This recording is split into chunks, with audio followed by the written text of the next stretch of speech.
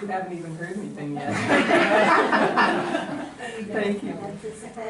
Thank you so much. Good morning. Beloved community, good morning. Good morning. I love to call wherever I speak beloved community, and not only in memory of, but in love of Martin Luther King Jr. And it feels like right now it's Black History Month that it's particularly appropriate to have him in the forefront of my awareness. And someone else that you'll hear me quote, if this goes the way I think it will go, which it often doesn't, but someone else that you might hear me quote is Howard Thurman. How many of you are aware of Howard Thurman?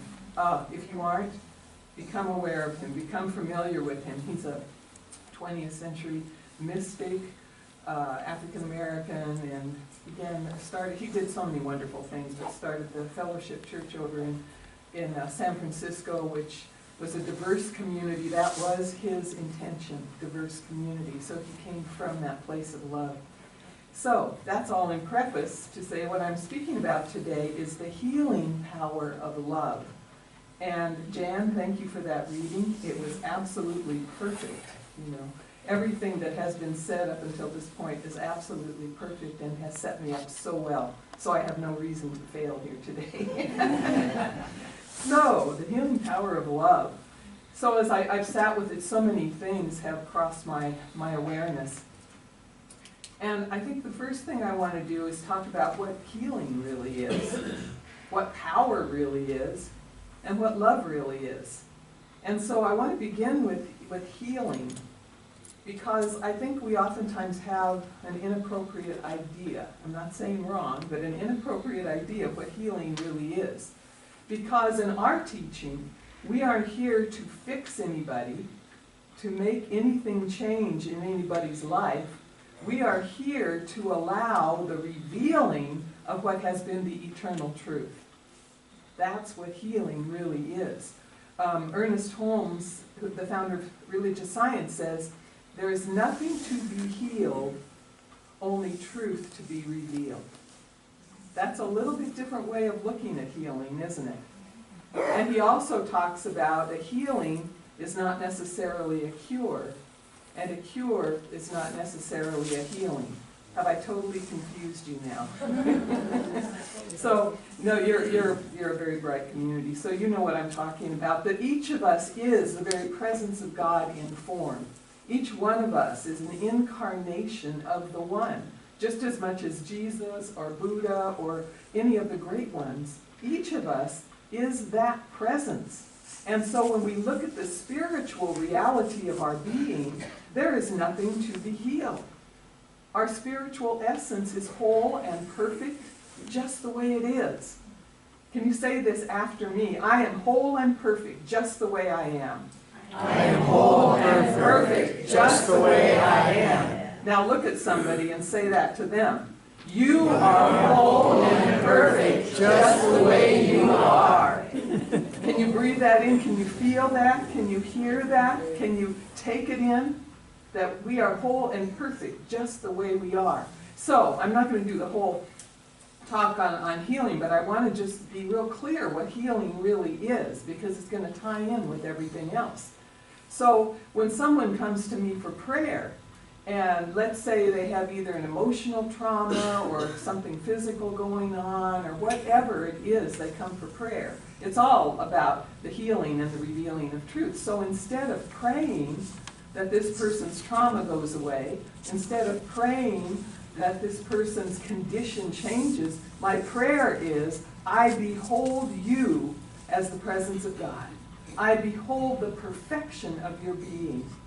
I see you as source itself.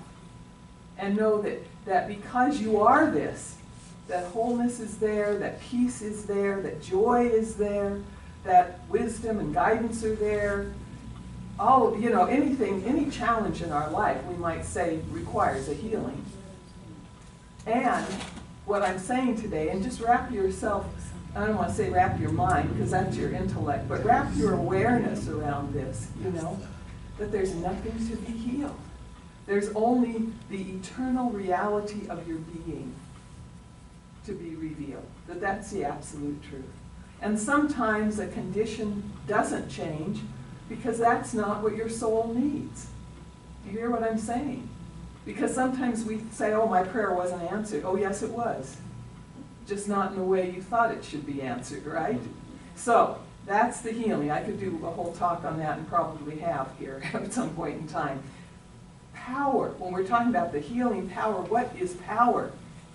And one of the people whose writings I love the most about power is David Hawkins. And I know some of you in this room are familiar with David Hawkins, who calibrated consciousness while he was on this earth plane. And he talks about the difference between power and force. The difference between power and control. How many of us think that we're in power because we have control over something? I even say the difference between power and managing something. Because power is a quality of the divine.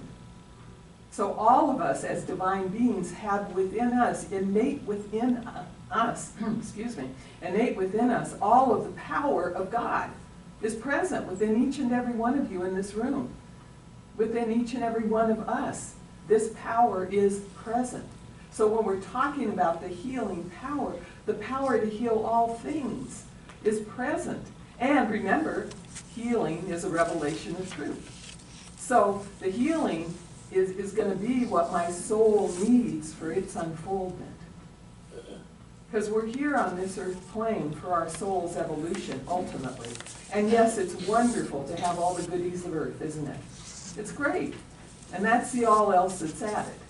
And we are here for our soul to evolve. So whatever we need for that evolution is going to show up. Our soul will bring it forth in our life.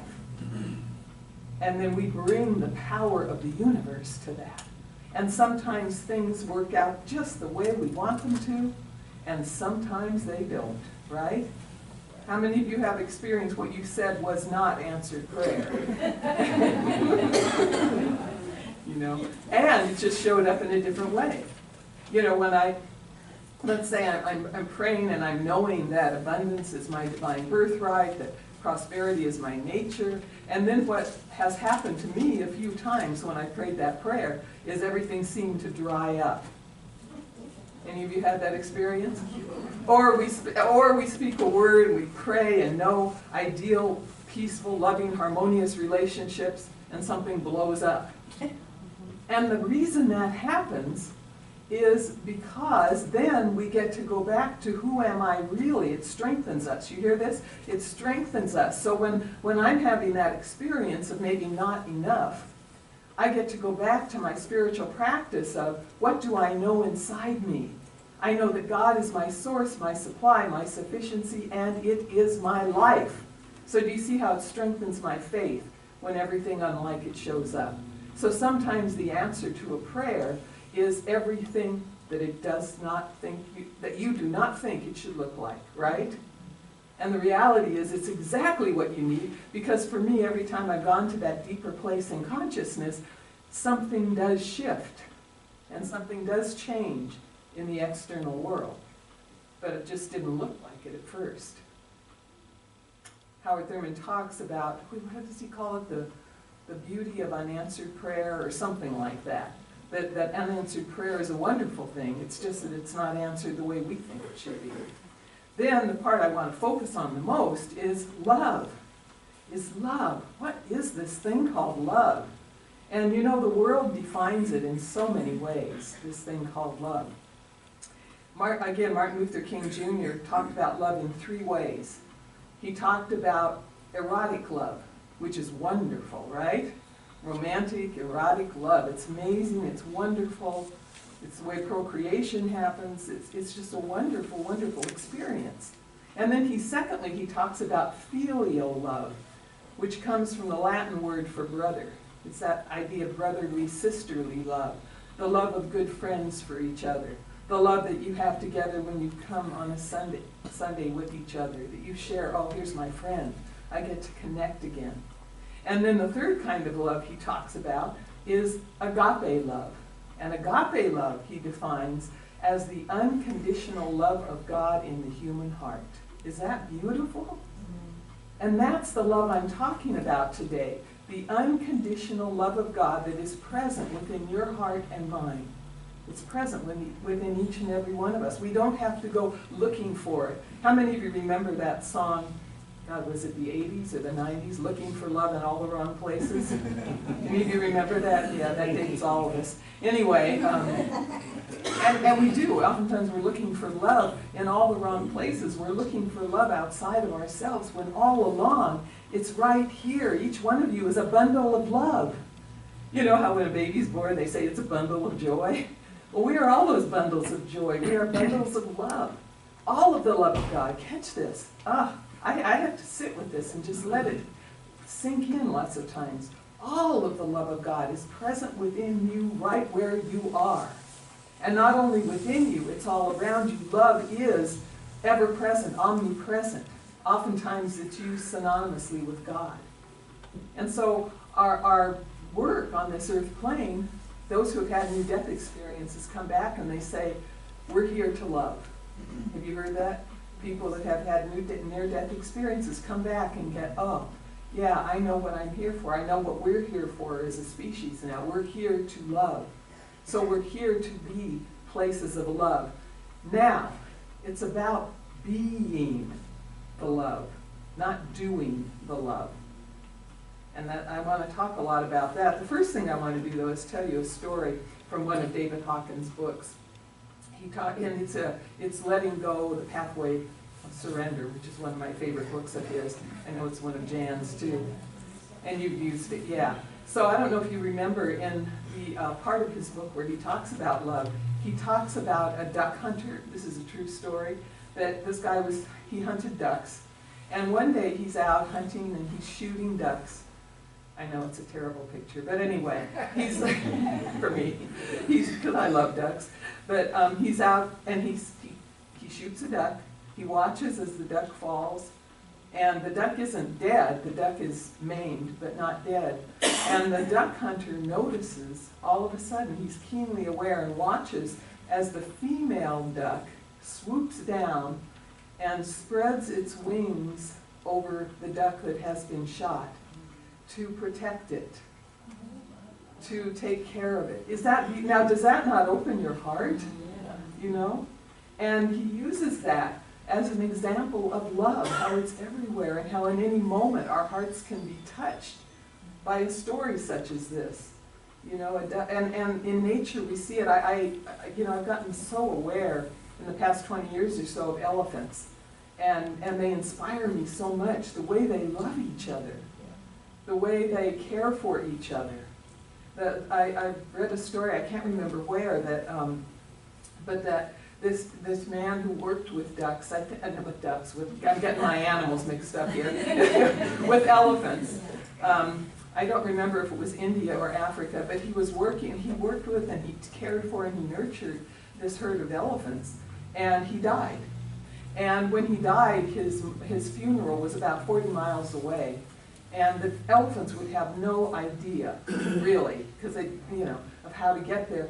That whole herd of elephants made it to that funeral. That's a true story. You know, again, love. It shows up in so many ways. That all of those elephants showing up because there was such love. So love is all around us. It's within, those of you who have dogs and cats, well, sometimes cats you can't tell so much. And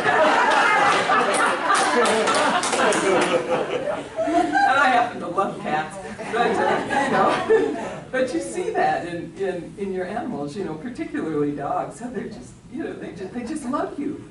They don't need you to do any, well, I guess they want you to feed them. But anyway, they just love you. They show up for you. My daughter, about a year ago, got a dog. And we've always been a cat family, so I've never had the experience of a dog.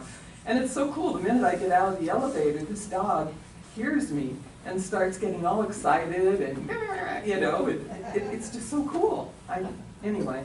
So I get to go and enjoy the dog without taking care of him. That's really a good thing. Kind of like with my grandchildren,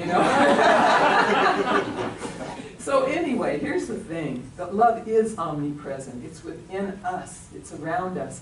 So what our mandate is to realize the love that we are, to come to terms with the love that we are, and to allow ourselves to be it, to be this consciousness of love.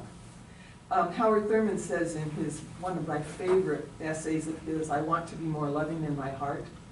at the end of that essay, he says, I want to be more loving in my heart, that with unconscious awareness and deliberate intent, I shall be a kind and gracious human being. Isn't that beautiful? I'm going to say it again because there's a lot of depth in that. I want to be more loving in my heart, that with unconscious awareness and deliberate intent, I shall be a kind, a gracious human being. Now, what that means to me, and I can only give my interpretation, with unconscious awareness, in other words, I have so embodied love, I have become so much the love, that I just reek of love, that that's what I am, and I know it, and I feel it, that I'm kind of unconscious about it, really. I do, are there areas of your life where you just do things because it's habitual?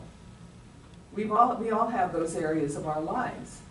And so what happens is when we embody love, when we realize it more and more fully, then with unconscious awareness, we're kind, we're loving, we're doing acts of kindness, we're being generous, we're sharing our joy, we're humility. What is that?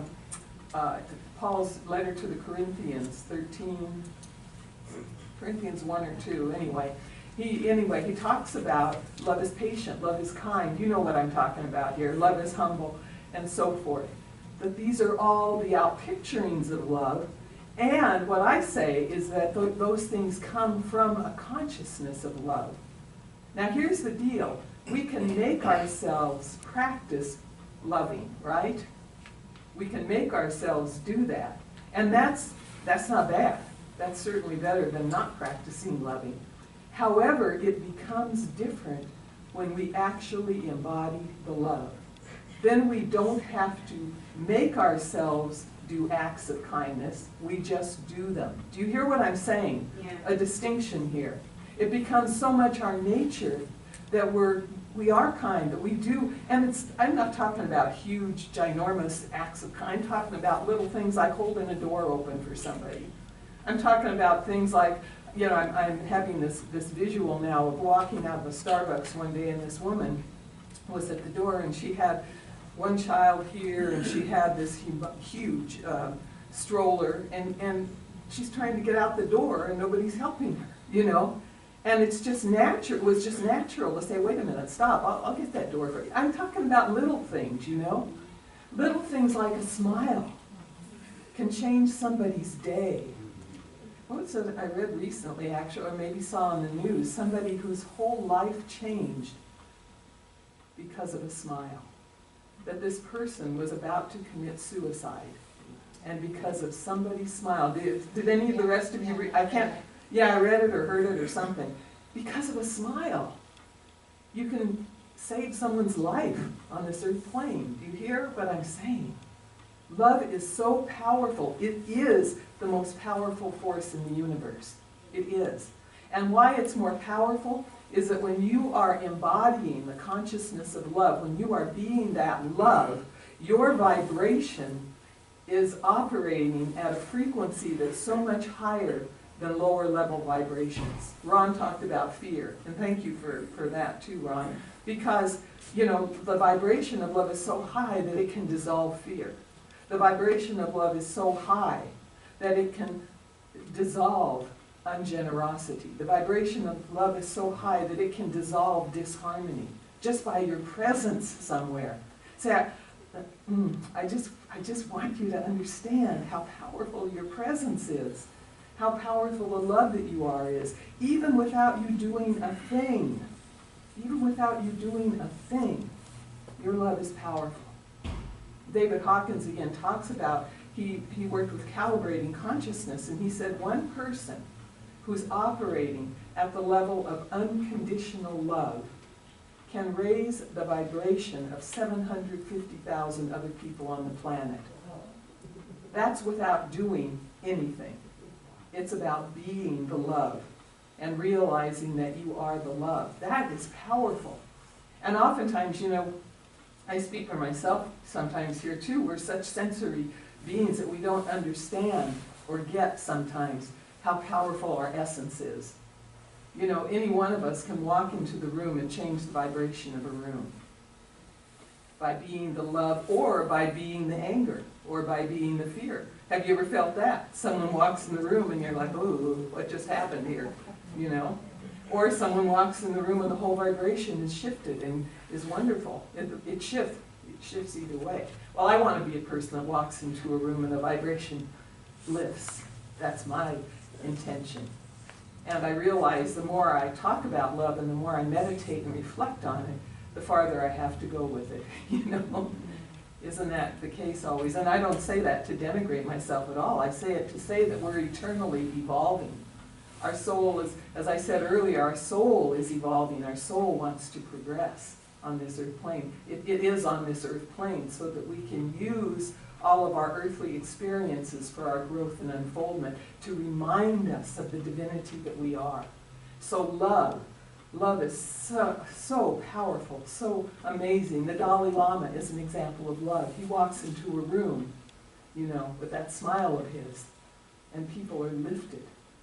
And here's the thing, he doesn't even have to walk into a room, and neither do you. You can just be that love. You can be it and know that individuals are being lifted and raised by your consciousness. One last thing I want to say is that one of the ways love has shown up in my life that I've noticed a huge change in over the years is when I am loving and when I am being the love, I am unconditionally accepting of other people. And Howard Thurman has something to say about that. I actually brought my pad up because there's a quote that I absolutely love. He has this couple of things about unconditional acceptance. He says how indescribably wonderful and healing it is to encounter another human being who listens not only to our words, but manages somehow to listen to us. To listen not only to our words, but manages somehow to listen to us. And then he says, everyone needs this, and everyone needs to get it as well. Thus we come full circle in love. And when he talks about full circle in love, and you know this principle, that whatever you give forth comes back to you, that life is circular, that the universe is circular, that the laws of the universe, the laws are what you give forth comes back to you. And what I would say is what we give forth comes back to us multiplied. That's been my experience. More so than I ever would have imagined things come back, you see. The more we embody love, the more we're naturally loving. The more we embody love, the more individuals naturally love us. That's another thing that happens. We're just always in this atmosphere of pure love. So that's what I encourage you today, to be in that place of pure love. And one more thing, what does it mean to be unconditionally accepting? And again, I go to Howard Thurman. He's just so amazing on love and compassion. But he talks about accepting a person right where they are. And I'm adding my own words to this. Not having to change them, rearrange them. It's that song, don't have to change, rearrange, or whatever that song is. But don't have to change people. But just, I accept you, I love you right where you are. And, here's the other part of it though, and I see you as you can be. You see what I'm hearing? You hear that? So I accept you, what I have to say is I accept you warts and all, you know? I accept you 100% as a human being. It doesn't mean I condone every action, let's be clear. It doesn't mean I condone, but I accept you as you are because I see the divinity in you. I see the love that you are. And because I know who you are, I see the greatness of your being. I see where you are evolving to at the same time. That's pure, unconditional love that we bring to each other. It's the most powerful, powerful force in the universe. It's power itself, is love. And so my experience is that when people walk into an atmosphere of love, something shifts. People get healed. And again, we know what healing is now. You know, sometimes it looks like a physical healing.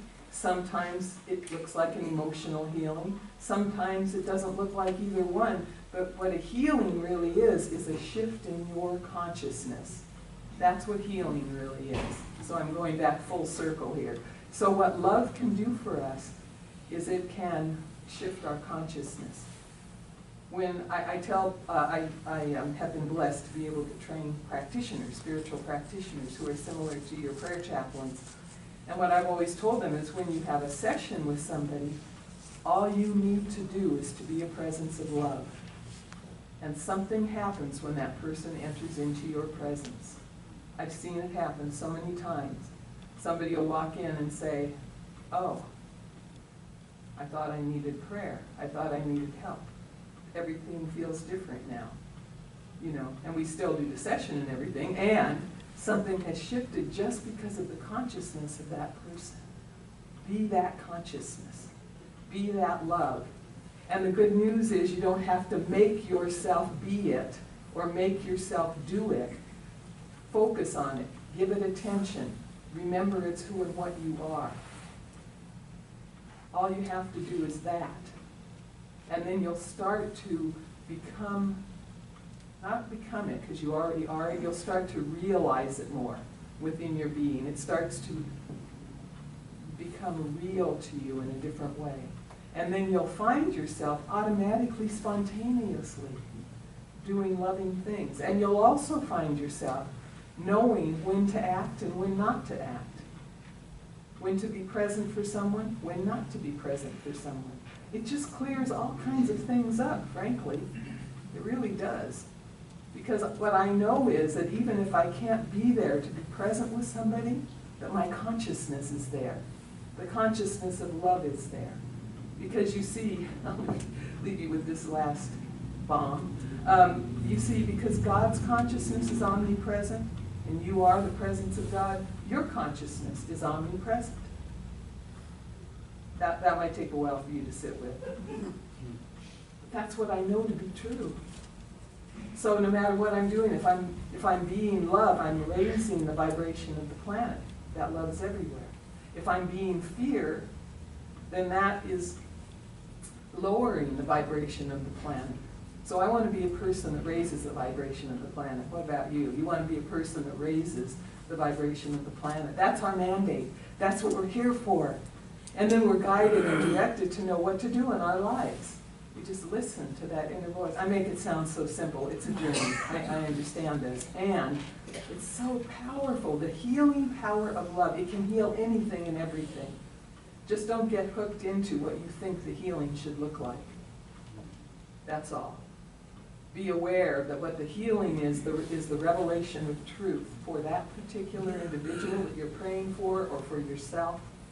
You know, I have a lot of people in my life right now. I guess I'm at the age, you know, where people are transitioning to the next dimension of life. And it's beautiful. And I don't say they aren't being healed. Absolutely not. Their transition process is the process of healing because they are having greater and greater realizations of who and what they are. That's what the real healing is. I don't think any of us were ever, I don't know if this is what Spirit wants to say, but it's what Joan's going to say. I don't think, you know, what if we thought every single thing, every single disease, malady, so forth, needed to be healed all the time, nobody'd ever transition. What the heck, you know? Or, you know, maybe you just transition without having to go through all that too. And some people have done that. But you know what? Each of us is on our own unique journey. And that journey is a journey of love. And what I want you to know is that your journey is perfect for you. Be compassionate with yourself. Be the love of God for you. Love yourself. Because when you're loving yourself, then it's easy to love other people. When we can't love ourselves, you know, how can we love someone else? I used to think I could, and then I realized all the ways I was withholding when I couldn't love myself. Because a part of me, if I wasn't getting it, but they weren't getting it either. And it was very subtle. It wasn't overt, it was very, very subtle. Be the love. Be the magnificence. Be that healing power on this planet. You know, Dave Hawkins says love is the ultimate law of the universe. The ultimate law of the universe. It makes all things new. It's continually giving of itself. I could go on and on about love because I love it so much. And I'm not going to. I'm going to spare you that. And just say, be that. Be that. Let your attention be on it. If you say, how do I become it? Let that be your intention. And then give it your attention. I'm willing to be the place of love on this planet. I'm willing to be a place of love on this planet. And then give it your attention. Focus on it. Meditate on it. Pray on it. And all of a sudden one day you'll look at yourself and go, wow, something's really shifted here. How great is this? So let's pray on this now. So how very grateful I am in this moment for this beloved community. How grateful I am for this opportunity to be present with each other. How grateful I am for this beautiful day, for the sun, for everything, for the givingness of God that's taking place everywhere, in and through and as all of creation. For God is truly all that there is. One presence, one power, one life, one infinite beingness. It's being itself in and through and as all of its creation. It is being itself as each one of us. God in me, as me. This is what I know to be the truth. And so I speak the word for and about each one of us in the sanctuary, knowing that each one is blessed, that each one is the very presence of love, that each one is filled with all of the gifts, qualities, and attributes of God, peace and joy and harmony, intelligence and wisdom, beauty, wholeness and vitality. The pattern of perfection is present within each and every one of us, and I behold that right here and right now. And I speak a word knowing if there is any place in any of our lives where forgiveness is called for, I claim forgiveness. Where there's any place where anger is called to be released, I claim that release. And instead, I know love right here, right now, as each and every one. I claim this for our planet at this particular time in history. I claim and know that the consciousness of love is much more powerful than the consciousness of fear, and I declare that love now. And knowing that this collective consciousness raises the consciousness of the entire planet, I give thanks. I'm grateful for this word spoken. I know it's absolute reality, unchangeable truth in the mind and heart of God.